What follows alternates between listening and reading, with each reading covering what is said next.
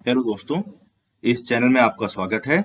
और आज हम करने वाले हैं कैश बुक का एक सैंपल क्वेश्चन। पिछली वीडियो में हमने कैश बुक के बारे में जाना था और थोड़ा बहुत सब्सिडरी बुक्स के बारे में जाना था, और आज हम क्वेश्चन करने वाले हैं एक sample question which is related to cash book.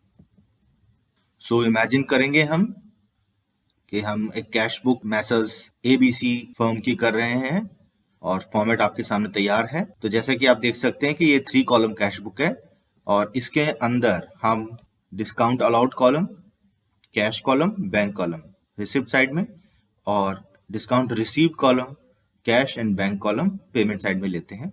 आइए शुरू करते हैं पहले क्वेश्चन से। बिफोर स्टार्टिंग, अगर आपने हमारे पुराने वीडियो नहीं देखे हैं तो प्लीज उनको देखिए, उनसे आपको बेस अकाउंटेंसी के बारे में पता लगेगा और काफी कुछ कॉन्सेप्ट्स आपके क्लियर हो जाएंगे। तो जैसे कि आप देख सकते हैं, 1 January started business with cash, 1 lakh of cash, goods of ₹50,000, machinery of ₹50,000। तो क्योंकि ये कैश बुक है और बिजनेस को रिसीव हो रहा है 1 लाख रुपीज, तो बिजनेस की कैश बुक में यहाँ लिखेंगे हम 2 कैपिटल। जैसे कि आपको अगर पता ही होगा, डेबिट साइड में लिखने वाली हर एंट्री को हम 2 से शुरुआत करते हैं, क्रेडिट में लिखने वाली हर एंट्री को हम बाय से शुरुआत करते हैं। सेकेंड एंट्री शुरू होती है, purchase goods for ₹33,000 cash and 63,000 credit. तो ये हमारी जो, क्योंकि कैश बुक है तो यहाँ हम परचेज की जो एंट्री करेंगे वो सिर्फ कैश की एंट्री करेंगे, क्रेडिट की एंट्री यहाँ नहीं होगी। क्रेडिट की एंट्री होगी हमारी परचेज लेजर में या परचेज बुक के अंदर, उसमें 66,000 की एंट्री होगी, और क्योंकि ये कैश है तो कैश की एंट्री यहाँ होगी 33,000 की कैश कॉलम के अंदर, क्योंकि हम कैश पे कर रहे हैं गुड्स के लिए। हमारी एंट्री हो चुकी है। नेक्स्ट एंट्री की तरफ बढ़ेंगे, है ओपन बैंक अकाउंट। मेरी रिक्वेस्ट है कि इस एंट्री को आप ध्यान से देखिएगा, क्योंकि इस एंट्री में आपको कॉन्ट्रा एंट्री का कॉन्सेप्ट भी मिलेगा। तो शुरुआत करते हैं, और शुरुआत करने से पहले लेकिन ध्यान रखिए कि 2 चीजें हो रही हैं। हमारा बैंक अकाउंट इंक्रीज हो रहा है और कैश अकाउंट कम हो रहा है। रिसिप्ट साइड की एंट्री कर लेते हैं और इसमें आप देखेंगे 3 जनवरी को बैंक अकाउंट इंक्रीज हो रहा है। तो बैंक अकाउंट क्यों इंक्रीज हो रहा है? क्योंकि कैश मिल रहा है। तो देखिए हमने यहाँ लिख दिया कैश। पर्टिकुलर्स कॉलम में हरदम उसका रीजन लिखा जाता है और जो अकाउंट अफेक्ट होता है उसका कॉलम में लिखा जाता है। एक चीज। दूसरी चीज आप देख सकते हैं, लेजर फोलियो मैंने C लिखा है। C रिप्रेजेंट कॉन्ट्रा एंट्री, क्योंकि इसका लेजर फोलियो में नंबर नहीं होगा, और कॉन्ट्रा एंट्री मतलब इसी की एक ऑपोजिट एंट्री इसी साइड में, इसी कैश बुक में मिलेगी आपको, इसलिए यहाँ कॉन्ट्रा एंट्री लिख दिया। तो जब भी अकाउंटेंट एंट्री चेक करते हैं तो वो कॉन्ट्रा एंट्री देख लेते हैं और वो देख लेते हैं कि हाँ इसकी एंट्री ऑपोजिट एंट्री है, उसी डेट पे कहीं ना कहीं मिलेगी। 3 जनवरी को हमको हमारे बैंक अकाउंट में 10,000 रुपीज आ गया है, और उसी दिन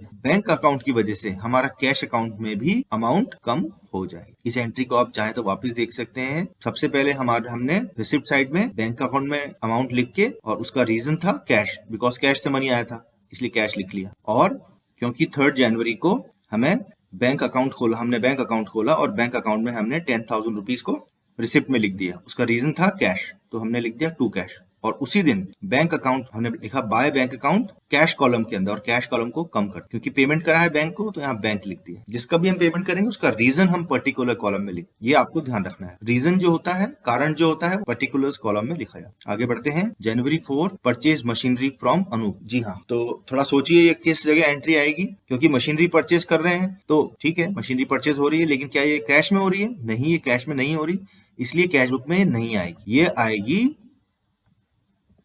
जर्नल प्रॉपर में। जी हाँ, ये एंट्री जनरल प्रॉपर में आएगी। क्यों? क्योंकि ये मशीनरी है, नॉर्मल परचेज नहीं है, गुड्स परचेज नहीं कर रहे हैं। अगर गुड्स परचेज कर रहे होते हम तो परचेज लेजर में या परचेज बुक में लिख रहे होते, और क्योंकि ये मशीनरी परचेज कर रहे हैं और वो भी क्रेडिट के अंदर, तो ये जनरल प्रॉपर में एंट्री है, तो इसकी हम एंट्री नहीं करेंगे और हम बढ़ेंगे नेक्स्ट एंट्री की तरफ। और नेक्स्ट एंट्री है पेड कैरेज ₹6600। तो यहाँ हम पेमेंट कर रहे हैं कैरेजेस का, पेमेंट कैश में कम हो जाएगा 6600, और रीजन है हमारा कैरेज, तो हम लिखेंगे एंट्री पेमेंट साइड में। तो आप देखिए जरा पेमेंट साइड में 5,000, और रीजन क्या है? बाय कैरेज, और अमाउंट कितना है? 6600। तो ये हमारी एंट्री हो चुकी है और हम नेक्स्ट एंट्री की तरफ बढ़ेंगे। Next entry, sold goods ₹19,800 and received the cheque. तो इंपॉर्टेंट चीज यहाँ ये है कि हमें कैश रिसीव नहीं हो रहा है, हमें चेक रिसीव हो रहा है। तो बिल्कुल सही, ये जो अमाउंट है ये बैंक अकाउंट के अंदर यानी कि बैंक कॉलम में, कैश बुक के बैंक कॉलम में आएगा, और उसका रीजन क्या है? सेल, गुड्स का सेल, कैश सेल। तो आप देखेंगे यहाँ हम लिखने वाले हैं डेट और रीजन क्या था, सेल, तो लिखेंगे टू सेल्स अकाउंट, और अमाउंट कितना था 1900, तो यहाँ आएगा 1900। आई होप आपको ये एंट्री समझ में आ रही होगी। अगर आप इस चैनल में नए हैं तो प्लीज चैनल को लाइक करिए, सब्सक्राइब करिए, और अगर आपको लगता है कि आपके फ्रेंड्स को ये यूजफुल है तो उसको शेयर भी कर सकते हैं आप। चलिए आगे बढ़ते हैं। जनवरी 8 सोल्ड गुड्स ऑन क्रेडिट, बिल्कुल सही, ये क्रेडिट की एंट्री है तो ये सेल्स लेजर में आएगी, कैश बुक में नहीं आएगी। बिल्कुल सही, ये सेल्स की एंट्री है वो भी क्रेडिट की, तो ये सेल्स लेजर में आएगी, कैश बुक में नहीं आएगी। इस एंट्री को हम नहीं करेंगे। नेक्स्ट एंट्री की तरफ बढ़ते हैं। जनवरी 9 पेड चेक टू अनूप। अब ध्यान रखिए, अनूप से हमने मशीनरी खरीदी थी, कितने की, 16,400 की, लेकिन हम पेमेंट कितना कर रहे हैं, प्लीज देखिए जरा ध्यान, हम पेमेंट कर रहे हैं सिर्फ 16,000। तो हम पेमेंट साइड में यहाँ, क्योंकि हम चेक से पेमेंट कर रहे हैं, तो हम बैंक कॉलम में अमाउंट लिखेंगे और उसका रीजन है अनूप, तो हम लिखेंगे जनवरी 9 के अंदर बाय अनूप्स अकाउंट। इंपॉर्टेंट चीज यहाँ ये है कि हमें कुछ डिस्काउंट मिल रहा है, 16,400 की जगह हम दे रहे हैं 16,000 रुपीज, तो हमें जो डिस्काउंट मिल रहा है वो हमें डिस्काउंट कॉलम में लिखना होगा। हमने डिस्काउंट भी लिख दिया है और हमको बैंक कॉलम में अब लिखना है रिमेनिंग अमाउंट। तो इस तरह से हम डिस्काउंट रिसीव और डिस्काउंट अलाउड अगर होगा तो लिखते जाएंगे। आई होप ये एंट्री समझ में आ गई होगी। आगे हम बढ़ते हैं। जनवरी 10 paid for repairs of machinery 5,000 rupees. अब हम यहाँ पे कर रहे हैं तो नेचुरली पेमेंट साइड में आएगा। अब दिक्कत ये है कि रीजन क्या है, मशीनरी रीजन है नहीं, रीजन है रिपेयर्स। अगर हम मशीनरी खरीद रहे होते तो हम यहाँ लिखते बाय मशीनरी, लेकिन हम यहाँ मशीनरी की रिपेयर्स दे रहे हैं तो इसलिए हम यहाँ लिखेंगे बाय रिपेयर्स। जनवरी 10 बाय रिपेयर्स। अब क्या हम कैश में पेमेंट कर रहे हैं या बैंक में पेमेंट कर रहे हैं, बैंक से पेमेंट कर रहे हैं, हम जब कुछ भी नहीं लिखा होता तो हम ये अज्यूम करते हैं कि ये पेमेंट कैश से ही हुआ है, इसलिए ये आएगा कैश कॉलम। आगे बढ़ लेते हैं। Next entry withdrawal ₹10,000 from bank. तो अगेन ये एक काउंटर एंट्री है क्योंकि यहाँ बैंक हो रहा है कम और कैश हो जाएगा ज्यादा। तो देखते हैं क्या एंट्री होती है, गैस करिए आप भी साथ साथ। हमने सबसे पहले बैंक से पैसे निकाल लिए, लेकिन बैंक से पैसे क्यों निकाले, क्योंकि कैश की वजह से, इसलिए हम यहाँ लिख रहे हैं कैश। जो रीजन होता है वो हमने हमारे पर्टिकुलर कॉलम में लिखते हैं। तो हमारे को कैश अकाउंट लिखना है और हमारे बैंक से मनी निकालना है, और क्योंकि ये कॉमन एंट्री है तो इसके लिए हम यहाँ कॉन्ट्रा एंट्री का सी लिख देंगे लेजर फोलियो के। अब ये तो हुआ एक इम्पैक्ट बैंक कम होने का, दूसरा इम्पैक्ट होगा कैश बढ़ने का। तो same date January 11 to bank, cash increase हो रहा है और रीजन है बैंक का विड्रॉल, बैंक की वजह से कैश इंक्रीज हो रहा है, इसलिए हमने यहां लिख दिया है उसका रीजन, पैसे इंक्रीज होने का, कैश इंक्रीज होने का रीजन, और वो रीजन है बैंक अकाउंट, तो इसलिए हमने लिख दिया टू बैंक अकाउंट। आगे एंट्री नहीं हो रही है, अभी हम एंट्री फिनिश कर रहे हैं और अब हम करेंगे बैलेंसिंग। तो बैलेंसिंग करने से पहले हमें एक चीज ध्यान रखनी है, बैलेंसिंग करते कैसे पहले देख लेते हैं। तो हमको एक साइड की टोटल कंपेयर करनी है विद द अदर साइड।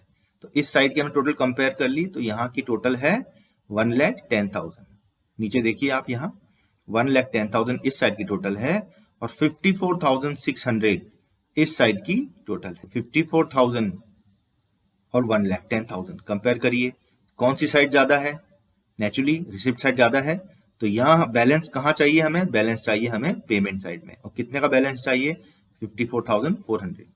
और इसको अपन ऐसे भी समझ सकते हैं कि हमारे रिसिप्ट हुए थे 1,10,000, पेमेंट हुए थे हमारे 54,600, तो हमारे पास बैलेंस कितना बचा है, बैलेंस बचा है हमारे पास 55,400।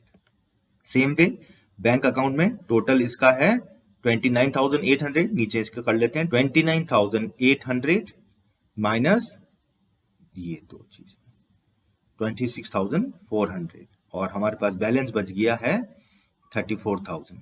अब आप ये सवाल करेंगे कि डिस्काउंट रिसीव का बैलेंस हमने क्यों नहीं लिखा।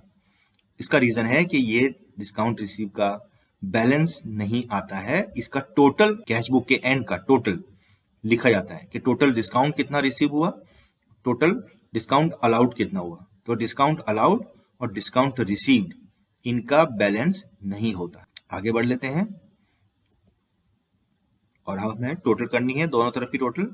तो 1,10,000 और 29,000 टोटल है पेमेंट साइड की, और बैलेंस ऐड करने के बाद इस साइड की टोटल भी सेम हो चुकी है। आगे करते हैं क्वेश्चन।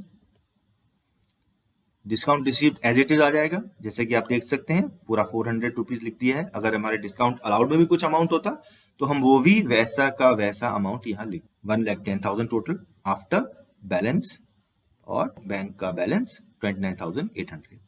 आई होप आपको ये सैंपल क्वेश्चन समझ में आ गया होगा, और अगर आपको कुछ भी दिक्कत आती है तो आप इसको रिवाइंड करके एक बार दो बार जितनी बार चाहें देख सकते हैं, स्पीड धीरे करके भी देख सकते हैं, जैसे आपको कन्वीनियंट है वैसे देख सकते हैं। अगर आपको वीडियो पसंद आया तो लाइक जरूर करिए, अच्छा है। अगर आपको लगता है फ्यूचर में आपको जरूरत पड़ेगी इसको, तो इसको आप अपने प्लेलिस्ट में सेव भी कर सकते हैं। दोस्तों के साथ शेयर करिए। बेल आइकन को अगर आप दबाएंगे तो हमारे फ्यूचर में आने वाले सारे वीडियोज आपको मिलेंगे। Thank you, have a nice day, please stay connected.